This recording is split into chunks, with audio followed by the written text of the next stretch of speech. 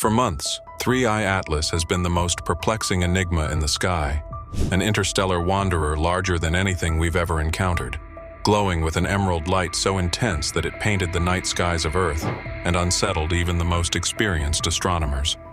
From the moment it was first detected, nothing about it made sense. Its scale, its brightness, its rhythm, its strange pulses of energy. But just as humanity began to adjust to its presence, to accept it as a single mysterious anomaly racing toward the sun, the unimaginable happened. Observers watching closely saw it change, not disintegrating in chaos like a dying comet, but dividing smoothly, deliberately, into two colossal bodies. This was not fragmentation, this was reproduction. One body continued on its original course toward the sun, glowing steadily as before, while the other shifted, bending its path not randomly but precisely toward Mars. It was a moment that shattered the boundaries of what we thought we knew about celestial objects, forcing scientists, governments, and ordinary people alike to ask the same terrifying question: what exactly is 3I Atlas, and what is its true purpose now that it has doubled itself? The event itself unfolded slowly at first, almost imperceptibly. High-resolution imaging of Atlas's coma revealed a strange bulge forming on one side, a swelling of light that refused to dissipate. At first, astronomers thought it might be a temporary flare, the release of gases or dust from the object's surface. But as hours passed, that brightening condensed into something new, a second luminous core, distinct yet tethered, drifting gently away from the original. The world had seen comets fragment before, but never like this. Cometary breakups are chaotic, spraying debris in jagged arcs, leaving clouds of shattered dust that scatter and fade. But Atlas's split was different. It was symmetrical, controlled, like a cell undergoing mitosis, dividing evenly into two complete and self-sustaining entities. Both bodies retained dense cores. Both radiated the same emerald glow. Both pulsed with the exact same rhythm. For scientists glued to their monitors, it was as though the laws of physics had bent before their eyes. No known natural mechanism could account for such an organized division. Instead, what they saw looked intentional, a process that carried with it the haunting suggestion of purpose. Atlas had not broken apart. It had multiplied. Once the split was undeniable, the focus turned to the question of trajectory. Would both bodies follow the same path? Would the second fragment drift aimlessly, carried by inertia into deep space? Orbital calculations answered within days, and the results sent shockwaves across the scientific community. The original 3I Atlas maintained its steady arc toward perihelion, its closest pass to the sun. But the second object began to deviate almost immediately. Subtle at first, the shift grew more pronounced with every observation, until the numbers revealed a chilling truth. Its path was bending directly toward Mars. This was not random. It was not an accident of celestial mechanics. The new object had stabilized its course into what looked like an intercept with the red planet's orbit. Suddenly, humanity's dreams of Mars, its rovers, orbiters, planned missions, and visions of colonization were cast into jeopardy. A body the size of Atlas, hurtling toward Mars, could obliterate satellites, destabilize the thin Martian atmosphere, and even send debris cascading toward Earth. And yet, some began to whisper another possibility. What if the course was not destructive but deliberate? What if Atlas had divided itself so that one half could continue its dance with the sun, while the other made its way to the planet that humanity has long seen as its second home? Even more disturbing than the division itself was the strange bond that remained between the two bodies. Instruments across the globe and in orbit detected that their electromagnetic pulses were still synchronized, flashing in tandem despite the growing distance between them. Like twin beacons, they emitted bursts of radiation with uncanny precision, as if still connected by some invisible thread. When plotted, their pulses revealed identical timing, identical frequencies, identical variations, as though each half of Atlas continued to communicate with the other, operating as a single organism spread across millions of kilometers. The implications of this baffled scientists. Two separate objects, divided and moving along distinct paths, should have lost such perfect synchronicity. Yet they remained locked in harmony, and the effects rippled outward. Satellites orbiting Mars began to register unexplained fluctuations in their sensors, as if the red planet itself was already within the influence of the approaching body. Even the James Webb Telescope reported interference when attempting to focus on the region near Mars, its instruments clouded by rhythmic distortions aligned with Atlas's twin pulses. The idea took hold that these were not two separate entities at all, but one divided presence, a singular phenomenon maintaining awareness across vast distances. It was not destruction, it was expansion. As orbital paths became clearer, the sense of dread deepened. The second object was not simply passing near Mars, it was converging with alarming precision. Its path intersected with the very zone occupied by the planet's satellites and rovers, as though it had chosen the red planet as a target. Was this coincidence, or was it intention? Governments scrambled to reposition spacecraft, but private observatories and independent astronomers began to notice something even more bizarre. The second object was not merely glowing, it was emitting structured patterns of light. Spirals, grids, and geometric shapes flashed across its emerald halo, as though writing across the sky. Some compared these patterns to mathematical constants. Others pointed out eerie resemblances to ancient symbols found carved into stone on Earth.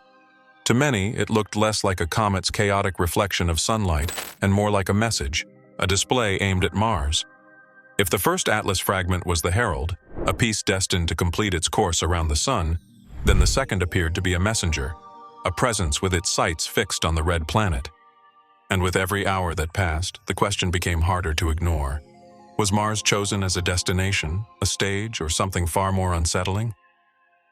As the second fragment of Atlas continued its steady march toward the red planet, astronomers began noticing subtle changes in Mars itself. The thin atmosphere, usually calm and predictable, started showing sudden disturbances.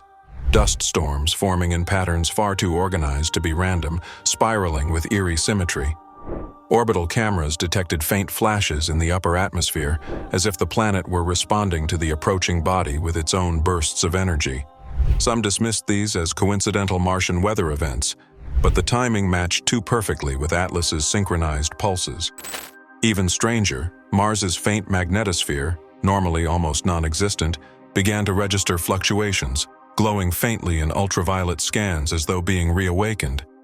It was as if the fragment approaching Mars was already exerting influence on the planet, like a hand reaching forward before making full contact. To those watching, the image was terrifying, a green-tinged shadow falling across a world humanity has always dreamed of reaching, now claimed by something alien before we could ever call it our own. Normally, an event of this magnitude, an interstellar object splitting in two, with one half targeting Mars, would dominate headlines. Yet from NASA and other space agencies came almost nothing. A few dry statements referred to fragmentation events and unusual orbital deviations, but the language was clinical, evasive, designed to deflect curiosity. Behind closed doors, however, the leaks told another story. Insiders spoke of frantic simulations showing possible impacts with Mars's surface or its moons. Engineers worried about the safety of rovers and orbiters, especially as communication blackouts with Mars assets grew more frequent. Yet instead of transparency, files were sealed. Public data streams mysteriously cut during key observations. Some suggested this was to avoid panic, while others believed it was far worse, that NASA had already realized the second object was not behaving like a natural fragment, and the decision had been made to hide its true nature. For the growing number of independent observers, the silence became its own kind of confirmation that something extraordinary and perhaps dangerous was unfolding, and the world was being kept in the dark. By the time the fragment crossed the asteroid belt, the synchronization between the two Atlas bodies began to evolve. Instead of flashing only toward each other, the pulses now aligned with Mars itself. Instruments detected a low-frequency resonance centered on the red planet, a hum that echoed through orbiters and rovers alike. Even the faint seismographs embedded in Martian soil by past missions registered unusual vibrations, rhythmic quakes that matched the emerald pulses streaking across space. Scientists struggled to explain how an approaching body could interact so precisely with a planet millions of kilometers away, but the pattern was undeniable. Mars was no longer just a target. It had become part of the signal, vibrating in harmony with Atlas's heartbeat. Theories swirled. Was the fragment trying to awaken something dormant beneath the Martian crust? Was it establishing resonance for a landing, or even a transformation of the planet itself? Each new data point pushed the mystery further from natural explanation and deeper into the realm of design. As the second fragment neared Mars's orbit, telescopes around the world recorded a spectacle that left astronomers speechless. The emerald glow surrounding the body began to flare in structured bursts, projecting shapes into space like a cosmic light show. Spirals, triangles, hexagons, each one lasting minutes before collapsing and reforming into new geometries. These were not random phenomena of dust and ice reflecting sunlight. The patterns were too precise, too deliberate, following ratios that matched mathematics and architecture known on Earth. Ancient civilizations once spoke of green stars that divided and returned as messengers, symbols of cycles that reshaped entire eras. Now, watching Atlas draw glowing equations across the heavens, many began to wonder, had those myths been memories of this very event, witnessed long ago and carved into stone so humanity would not forget? If so, then Atlas's division and its approach toward Mars were not accidents of nature. They were part of a process as old as the cosmos itself, one now playing out before our eyes. As the second fragment of Atlas crept closer to Mars, attention turned to its two small moons, Phobos and Deimos. These rocky satellites, usually quiet and unremarkable, suddenly became the center of a storm of anomalies. Orbital measurements revealed that Phobos had shifted slightly in its path, as though tugged by a new gravitational influence. Deimos, even smaller and more fragile, began to reflect light strangely, its surface glowing faintly with a green hue that matched the pulse of the approaching fragment. Rovers on Mars attempted to capture images of these phenomena, but many of the files returned corrupted, filled with streaks of emerald static that no one could explain. Some theorists suggested the moons were acting as receivers, amplifying the resonance coming from Atlas. Others speculated that the fragment had deliberately chosen Mars because of these moons, as though they were keys to unlocking something hidden beneath the planet's surface. The red planet was no longer just a destination. It was becoming a stage where multiple cosmic forces were converging. The closer the fragment came to Mars, the more Earth's instruments began to fail. Satellites orbiting Mars started to drop offline one by one, either transmitting garbled streams of data or going silent altogether. On Earth, telescopes that attempted to capture images of the fragment experienced unexplained shutdowns, their systems rebooting without command. Radio dishes pointed at Mars received not data, but bursts of noise that seemed structured, almost musical, though wrapped in static. Independent observatories complained that every attempt to release their findings online was quickly followed by sudden outages, corrupted files, or unexplained cyber attacks. It was as though the universe, or perhaps those who understood Atlas better than we do, was preventing humanity from seeing what was happening in detail. For the first time in modern history, the world found itself almost blind to an astronomical event playing out in plain sight, left only with fragments of truth leaking through the cracks. Then came the reports from Mars itself. Seismographs embedded by past missions began to record unusual tremors deep within the crust, vibrations unlike any tectonic activity previously measured. These were rhythmic, pulsing in sync with the fragment's emerald glow as it closed in on the planet. Rovers on the surface, though many were malfunctioning, managed to capture strange atmospheric phenomena, faint green flashes across the horizon, glowing dust storms that swirled not randomly but in patterns resembling spirals and hexagons. It was as if the planet itself was responding to the approach, vibrating in resonance, echoing the geometry painted in the skies by Atlas. Some scientists whispered that this was not interaction from the outside but activation from within, that Atlas's second fragment was not coming to destroy Mars, but to awaken something that had always been there, buried beneath the red dust, waiting for the right signal. Ancient records from Earth suddenly took on new weight. Civilizations across the globe, from the Mayans to the Sumerians, spoke of twin stars or green flames in the heavens that divided before descending toward a red world. Many dismissed these as myths, symbolic tales of creation or destruction. But now, with telescopes watching Atlas split and one fragment veer toward Mars, the parallels became too precise to ignore. Researchers uncovered carvings that depicted two suns joined by a bridge of light, others that showed a serpent of emerald scales coiling around a red sphere. Were these coincidences?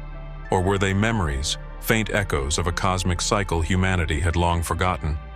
If ancient civilizations had witnessed Atlas before, then its return was not an accident of orbit. It was a recurrence, a deliberate reemergence at a predetermined time.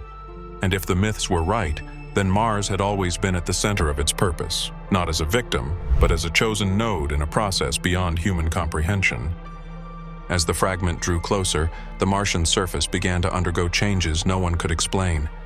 Dust storms, once chaotic, random, and driven by simple winds, started to organize themselves into colossal spirals visible from orbit. These were not natural swirls of dust, but vast, coordinated structures rotating with the same emerald pulse that echoed from the fragment. Satellites that still remained operational captured faint glimmers of green lightning within the storms, bursts of energy that pierced the thin Martian sky in synchrony with Atlas's radiation. Some scientists argued these storms were simply atmospheric disturbances caused by electromagnetic interference, but the symmetry was undeniable. Others dared to suggest the storms weren't weather at all but a signal, Mars itself becoming a canvas for the fragment's message, as though the planet was now part of a dialogue written in storms and light. Humanity watched in awe as the red planet was painted green by forces no one could control. For years, humanity's mechanical ambassadors had roamed Mars, transmitting images, weather reports, and geological data. But as the fragment approached, one by one, those rovers began to go silent. At first it was minor, intermittent signal loss, delayed transmissions. Then entire data feeds cut out, replaced with corrupted files full of static streaked in emerald hues. Engineers on Earth scrambled to recover connections, only to find that systems which had operated flawlessly for years now refused to obey commands. In the rare moments when data was received, it contained bizarre images, faint flashes of geometric shapes etched into the dust, strange shadows stretching across the landscape, and in one case, a green glow rising just beyond the horizon. NASA labeled these as glitches.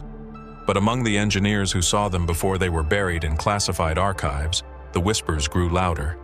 The rovers weren't failing. They were being silenced, as though something didn't want them reporting what they saw.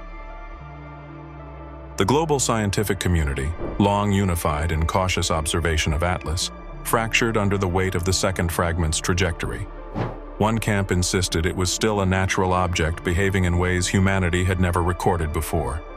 They argued that coincidence, not intent, explained its synchronized pulses and geometric displays.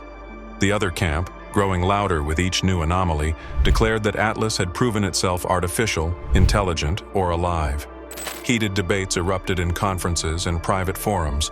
Some researchers demanded transparency from NASA, ESA, and China's CNSA, accusing them of hiding data that could confirm the truth.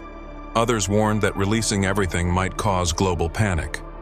Meanwhile, leaked documents hinted that military satellites were now monitoring the fragment in secret, not as a scientific curiosity, but as a potential threat. The world no longer looked at Atlas as just a comet. It had become something greater, a test of what humanity was willing to believe when faced with the impossible. And then came the night that changed everything. As the fragment approached Mars's orbit, it positioned itself between the planet and the sun, creating a spectacle unlike any ever seen before. To telescopes on Earth and in orbit, Mars vanished under a curtain of emerald light, an eclipse not of darkness but of blinding radiance. The red planet glowed like a lantern, bathed in the fragment's pulsating energy. Observers swore they saw shifting patterns ripple across its surface, vast outlines resembling hexagons and spirals that stretched from pole to pole. For several hours, Mars ceased to look like the planet we had always known and instead resembled a living, breathing beacon, a world consumed by the resonance of Atlas. When the eclipse ended, the planet re-emerged, but nothing felt the same. Mars had been marked, and whether it was a warning, a transformation, or the beginning of something far more profound, humanity understood that it had just witnessed a moment in cosmic history that would never be forgotten. In the days following the Emerald eclipse, seismic monitors on Mars, though most were malfunctioning, began to capture patterns no one could explain. The quakes weren't random tremors, but rhythmic vibrations that pulsed in exact harmony with the fragment's light. These waves traveled deep, echoing from the planet's mantle, as if something buried within Mars had been awakened by the resonance. The surviving rovers, still sending back fragmented data, recorded strange fluctuations in the ground's magnetic signature, suggesting enormous subterranean structures or voids responding to the signal. Some scientists theorized that ancient volcanic systems were reactivating, stirred by the fragment's energy.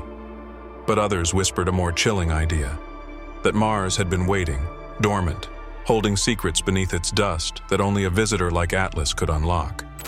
If true, then this was no longer just a cosmic anomaly.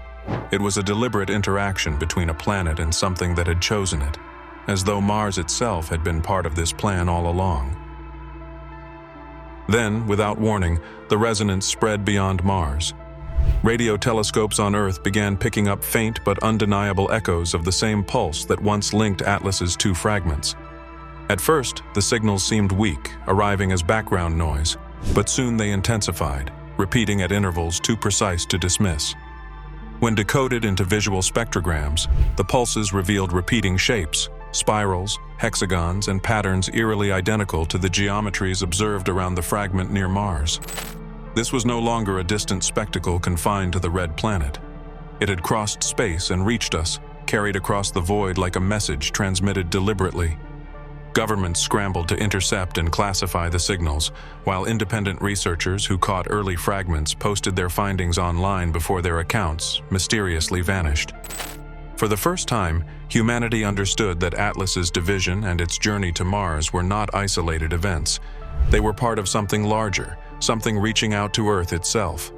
And whatever the message was, it had only just begun to be heard. For months we watched as 3i Atlas defied the laws of nature, glowing like a living entity, pulsing like a heart across the heavens. But when it split into two, humanity entered a new chapter in the story of this interstellar visitor. One fragment continued on its path toward the sun, as though fulfilling the role of a herald, while the second bent its trajectory toward Mars with deliberate precision. What happened next will forever redefine the way we see not only Atlas, but the universe itself. Mars, the planet humanity has always dreamed of colonizing, became the stage for something cosmic, something ancient. Dust storms reorganized into spirals of impossible symmetry. The moons Phobos and Deimos glowed with emerald light, and the red planet's crust trembled with rhythmic pulses in harmony with the fragment's energy. Mars was not being struck, it was being activated. The emerald eclipse, the resonance beneath the surface, the sudden silence of our rovers. It all pointed to the same chilling truth. Atlas was not destroying, it was awakening. And then came the echo. The very same pulse that synchronized the two fragments and turned Mars into a resonant beacon crossed the void of space and arrived on Earth. At first it was faint, a whisper in the static of radio telescopes, but it grew stronger, structured, undeniable. Patterns emerged: geometry, mathematics, order. The same symbols carved into ancient stones by civilizations long gone, the same myths of twin stars and green serpents dividing the heavens. It was as if Atlas had not only returned to our solar system, but returned to our memory, reminding us of a cycle humanity had witnessed before. NASA's silence is perhaps the most telling sign of all. They know the signals have reached Earth. They know Atlas has already begun reshaping Mars, and they know that if this is a cycle, then we are not the first species to watch the sky turn emerald and wonder what comes next. The truth they won't admit is that Voyager, Webb, and now Earth's own instruments all confirm the same thing. 3i Atlas is not a comet, not an asteroid, not an accident. It is a process, a design, a presence with purpose. Now, as we wait, the question is no longer whether Atlas is alive. The question is whether it has chosen Mars as its cradle, or whether its awakening there is only the first step toward something larger, something that will soon involve Earth itself. Because the signals no longer belong to another world. They are here, now, pulsing in our skies, vibrating in our machines, and perhaps resonating deep within us. The countdown has already begun, and when Atlas makes its next move, humanity will face a truth we are not prepared for, that we are not watching a comet from another star. We are witnessing an awakening that may redefine our place in the cosmos forever.